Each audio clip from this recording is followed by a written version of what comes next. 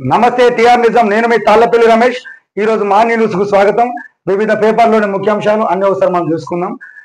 ఈనాడు, ఆంధ్రజ్యోతి, నమస్తే తెలంగాణ, మన తెలంగాణ, ఆంధ్రప్రభ వివిధ పేపర్లకు సంబంధించినటువంటి విషయాలను మనం ఒకసారి బేరీజ్ చేసుకుందాం.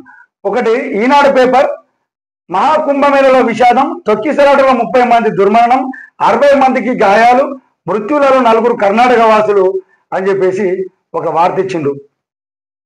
ఆకడాల సంఘం ఘాటుకు పోటెత్తిన భక్తులు, బార్కెట్లపైకి ఎక్కడంతో దుర్ఘటన, రాష్ట్రపతి ప్రధాని దిగ్భ్రాంతి, 4 సార్లు యోగికి ఫోన్ చేసినటువంటి ప్రధాని నరేంద్ర మోడీ, మృత్యు కుటుంబాలకు 25 లక్షల పరిహారం ఇస్తామని చెప్పేసి అక్కడ ఉన్నటువంటి ఆదిత్యనాథ్ ప్రభుత్వము హామీ ఇచ్చింది. వాస్తవానికి ఏంటంటే మహాకుంభమేళ అనేది పెద్ద కార్యక్రమం జరుగుతుంది. అందులో నిన్న పుష్యమి అమావాస్య రోజున ఎక్కువ మంది భక్తులు అక్కడ పోటెత్తడం జరిగింది. అయినప్పటికీ వాళ్ళకి సంబంధించిన బార్కెట్లను ఏర్పాటు చేసిర్రు. కానీ ప్రతి ఒక్కరూ బ్రహ్మముహూర్తంలో స్నానాలు చేయాలని ఒక కుతూహలంతో ఎక్కువ మంది అక్కడ జనం ఎక్కువ కావడం వల్ల తొక్కిసలాట జరిగింది. అందులో 30 మంది చనిపోయిండ్రు, 60 మందికి గాయాలైనాయి. 60 మంది తీసుకుపోయి హాస్పిటల్ వేసిండ్రు. ఆ చనిపోయిన కుటుంబాలకు దిగ్భ్రాంతి వ్యక్తం చేస్తున్నాం. అలాంటి జరగకుండా ఉండాల్సింది. చనిపోయిన కుటుంబాలకు ప్రతి ఒక్కరికి 25 లక్షల చొప్పున పరిహారం అందిస్తామని చెప్పేసి అక్కడ ఉన్నటువంటి మంత్రి చెప్పిండు.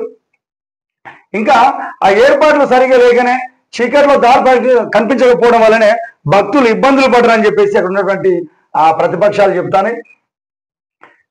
వారితో ఏర్పాట్లు సరిగా లేక చీకట్లో వారు కనిపించక భక్తులు ఇబ్బందులు పడ్డారు. చెత్త డబ్బాలు తగిలి కింద పడ్డ కొందరు, వారిని తొక్కుకుంటూ ముందుకెళ్ళిపోయిన మరికొందరు, ఎటు చూసినా మృతదేహాలు, బాధితుల ఆర్తనాదాలతో బీభత్సంగా ఘటన జరిగింది. 25 మందిని మాత్రం ఇప్పుడు గుర్తించిందంటే ఇంకొక 5 మందిని కూడా గుర్తించాల్సిన అవసరం ఉన్నది.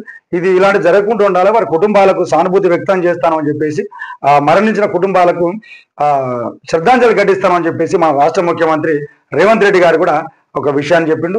ఆ ప్రతిపక్ష నాయకుడు కేసీఆర్ కూడా వాళ్ళ కుటుంబాలకు సానుభూతిని వ్యక్తం చేసిందని చెప్పేసి ఒక వార్త ఇచ్చిండు. ఇంకోటి, సమగ్ర కుటుంబ సర్వే విజయవంతం.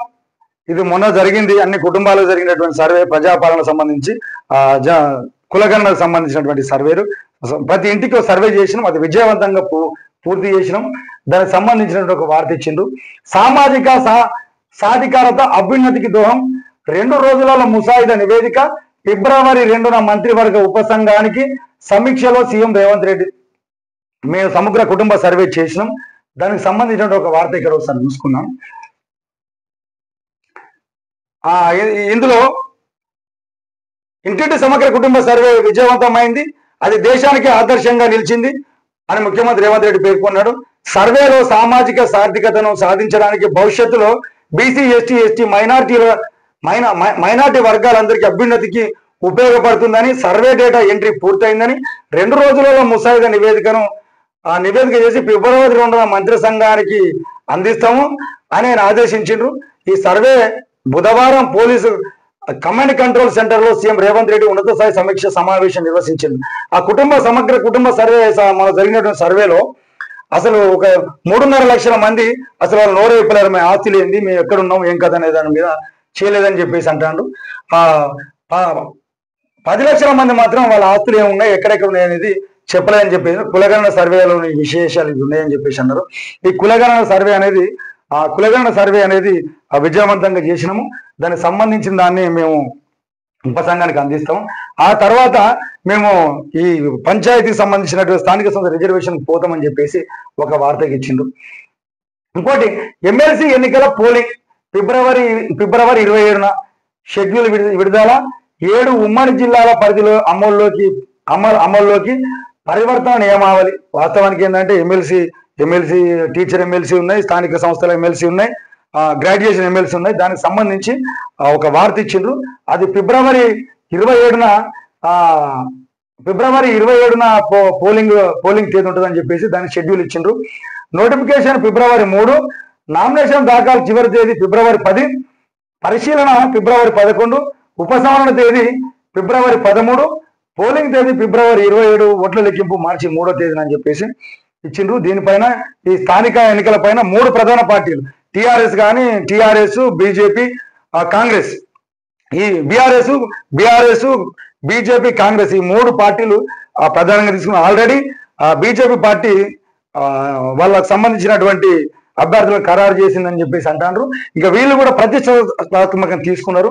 ఎక్కువ సీట్లు కాంగ్రెసే గెలుస్తుందని చెప్పేసి ఆశాభావం వ్యక్తం చేస్తా ఉన్నారు. ఇది చూడాల్సిన అవసరం ఉంటుంది. ఇంకోటి ఇది మేజర్ వార్త.